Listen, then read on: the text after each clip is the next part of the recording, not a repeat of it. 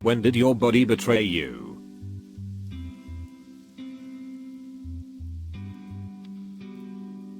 I turned 29 this year. A few weeks ago, I noticed that getting up in the middle of the night to pee is a nightly occurrence. Since then, I've tried limiting my water consumption 30 minutes before bed. Then an hour. Now an hour and a half. I still get up in the middle of the night to pee no matter what. At 21, I learned I am a literal mutant. But instead of it giving me cool superpowers, my body develops tumors. Edit to at, it's an SDHB mutation. A few months before turning 24. Woke up blind on one eye. Turns out I have multiple sclerosis. I discovered at 19 that I have a gene mutation that causes random melanoma tumors in my body. I'm 37 and I've had cancer 8 times. My meat suit is a dumpster fire. When I used to do a lot of long distance cycling, I would do some leg training in the winter so I'm ready by spring. Well, one time after doing a workout, I couldn't get up from the toilet. Like my legs just stopped working. It was pretty bad. At 25 years old, I had my first ever seizure. It was a 10-minute grand mal seizure. In a restaurant. No less. Almost 14 years later. Numerous med combos. Dozens of seizures. Side effects. And a brain surgery later. No answers. It sucks to know there is no cure. Side effects are monstrous. And people don't understand BC you don't look sick. But after they hear the words epilepsy or seizure disorder, let me tell you. You've never seen people run so fast. However, I am currently 23 months seizure free on my current med combo. I have maintained my career successfully over the last 16 years and I am going back for my second master's degree program in January. Put my appendix on the left side. Makes me paranoid about ever having an appendicitis and hoping that I have the capacity to tell them it's on the left side and not the right. It developed allergies of outrageously tasty foods after years and years of consuming and enjoying them. Midway through a lobster dinner, when it decided I should now be allergic to shellfish. Ehlers-Danlos syndrome. My joints randomly dislocate. Just yesterday, I dislocated my sternum. Yes, that's a thing. Earlier this week, I subluxated my left shoulder and my left hip. On different instances. That feeling when you're so tired that you can't get comfortable and you just spent a few hours rolling around going MRRRMPH. HRRRRNG. MRARR. Respiratory illness, you don't know what you have until you suddenly can't even breathe. I loved eating apples, pears, and cherries until I became allergic at age 22. Mild symptoms including an itchy throat means it is no longer worth the taste. Sad times. A year ago I had a slight head cold and flew home for Christmas. My ear was clogged and wouldn't pop. I landed and still couldn't get it to pop. 3 specialist visits later. They're like, yeah, something is messed up but we don't know how to fix it.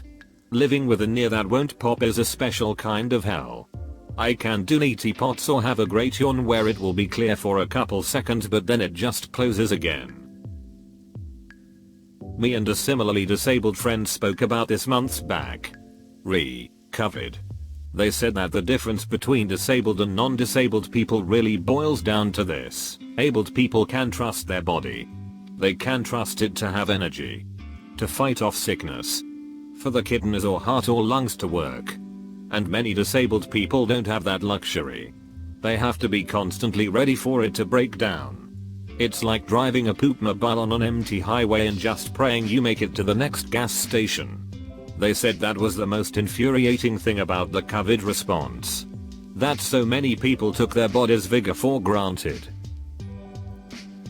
Halloween 2014. Felt great.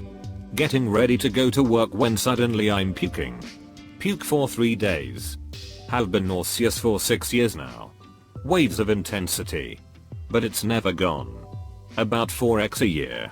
I have 3-day-long puke fests. Randomly throw up. 2. Wear a transderm patch and a relief band all day. Every day. To be minimally functional. Survive on ginger ale. I don't even like ginger ale. Comero. And my body won't tell the doctors what the hell is wrong with me. So no diagnosis. On the plus side. If you need some tricks for calming down nausea, please ask.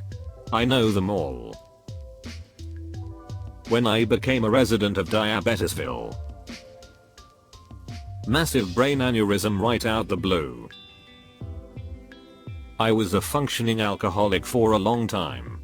To my detriment. I became quite good at hiding my drinking. That is. Until the alcoholic pancreatitis. The swollen liver. And the 50 back when I was brought to the hospital. Addiction isn't a joke. That all was 8+ years ago. I'm 7 years into my sobriety journey with 5 years of full sobriety. When my immune system thought it was cool to tell my pancreas to stop producing insulin. Every time my stomach growls in a quiet classroom. It's been systematically betraying me since forever lol.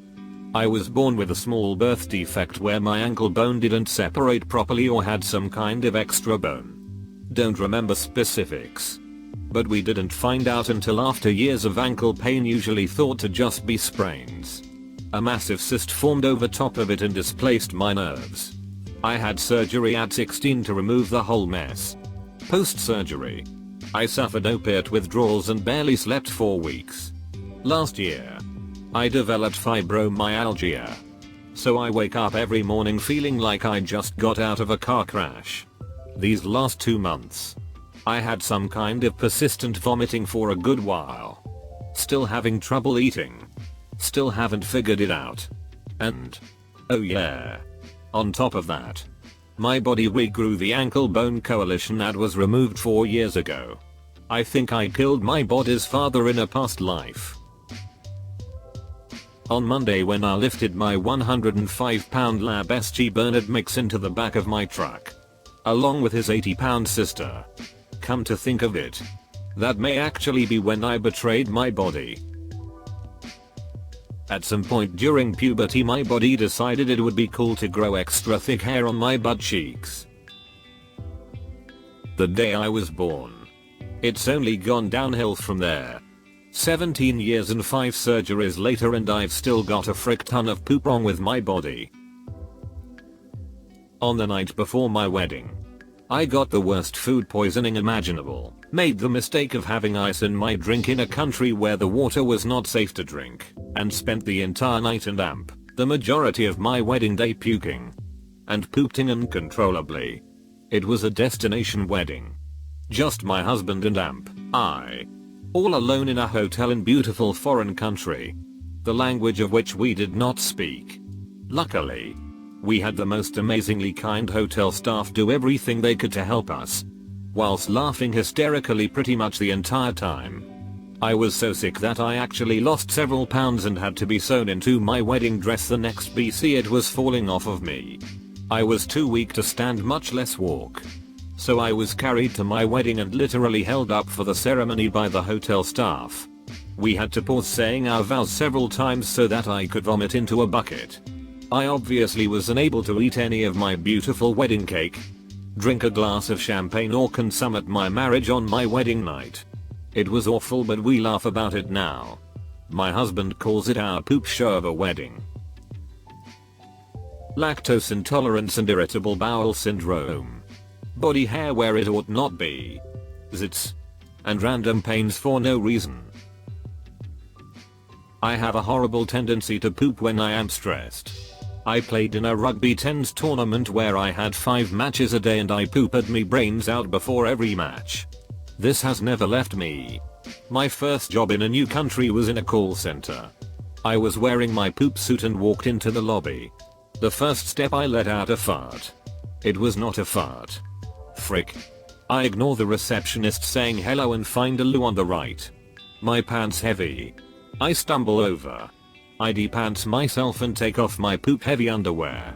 There is a ledge above the bog, so I put my sodden underwear on the ledge. Head out to deal with the dehumanizing experience that is a call center. The day went well, with my member chaffing on my cheap suit pants.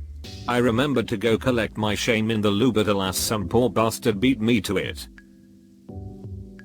Around 2nd grade I got insomnia and maintained it until high school. Now my body is dependent on the amount of sleep my medication allows, and I can't seem to change my sleeping habits without it. When my T cells started attacking my brain matter and spinal myelin. Suck a bag of PP's multiple sclerosis. Well, I'm a dwarf. So, probably that. I'm laying here right now with 35 staples in my abdomen because they had to open me up to get rid of scar tissue from a previous surgery to get rid of scar tissue. It's an endless cycle that's been going on about 8 years now. Balding on top. Got that natural monk ring going. But woolly like a mammoth from the neck down. Stairs. Early March this year, when I experienced subchorionic hemorrhaging and I lost my baby girl. Test results showed she was perfect. Having a hide and seek Nerf game with friends. I am in the basement behind the shelf. All of a sudden I let out the loudest, longest, smelliest fart I have ever had. They heard. I lost. I had a cat for 14 years. Never sneezed once because of her. After she died, I became allergic to cats. Oh. And my lower back every time I get out of bed in the morning. Also my knees. And my left shoulder. Woe is me. When I got a blood clot in my ovarian vein and ended up on blood thinners, which caused me to bleed too much, made me seriously anemic, and eventually led to hysterectomy. I have hyperhidrosis of the scalp and face. Means I sweat profusely at the slightest change of temp. Hate it. 25.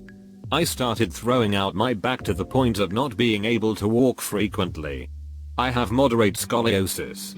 Chiropractors and weightlifting saved me, and now I'm better in my body at 34 than I was in my early 20s. Take care of your back and build strength, youths. Side note, if you're a woman who is insecure about your weight, just know that crash dieting will weaken you, and it's way worse on your joints to be weak than it is to be a little tubby but strong AF. Lifting won't bulk you without extraordinary effort. Of course a healthy weight is good, but don't mistake thinness above all else with health or happiness. One morning I woke up and had lost control of my eyes. Each eye was doing its own thing. I got to spend 3 days in the hospital, have a CT scan, an MRI, and a visit with a specialist to have everyone shrug at me. Eventually they settled down on their own and are working together as a team again. I'm a woman, and I have 3 man hairs that grow on my chin. They are what would be beard hair if I was a guy. I pull them out whenever I notice them, but they keep coming back. It has slowly started to betray me with weak joints, banana allergy, eczema, and sudden loss of feeling in my hands. That also makes me drop things, all at the young age of 27. But it has been like this for the last 5+ years.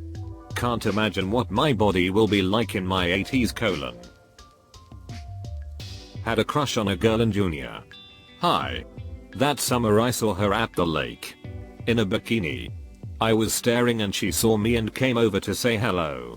Needless to say, my body betrayed me, in a very obvious way.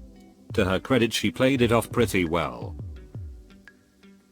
I thought the sugar-free gummy bears thing was just the Haribo brand. I felt pretty betrayed on the toilet. It was a dark and stormy day in 7th grade. The teacher reading off a list of names to see who presents next. She is getting closer and closer to my name and I am fighting to stay awake. Then I hear it. Severings use 691, please present your slideshow. I go up and start listening off facts of God knows what, and then I notice everyone seems to be focusing on me and giggling. I looked down and there it is. A boner. I thought, how could I be betrayed by my own body? My body is a pile of poop regardless. Love cats. Allergic to cats.